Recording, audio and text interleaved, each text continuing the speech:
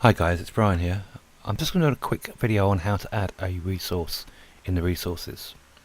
First of all, you'd go into resources there and you'd pick what category you want to upload to, you want people to go to. So let's go to brushes, and so in that category, if you don't see this blue button here, add resources, then you haven't got access to add resources.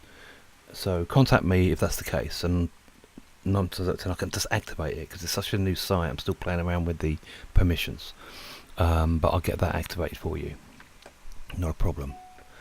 So what you do then is you'll click add resource, you'll give it a name. I'm just going to name it test.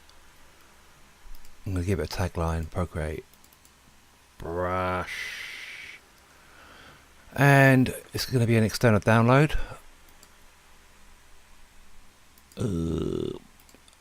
Boom.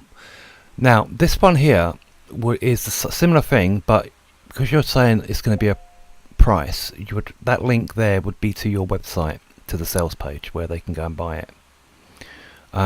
Or if it doesn't have a file or anything, you tick that one there. Now as you can see, I'm using a Dropbox address.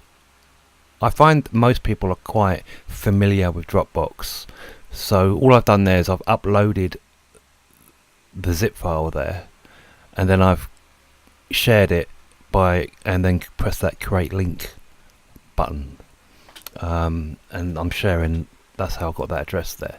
So I'm not physically uploading this file to this website. I really don't want you to do that. I want you to keep control of your goods, as it were. You can give it a version number, and you can put some content down there. You can add images and stuff, video link, whatever you want. Additional information here, URL to if you've got more URL. It's always good to put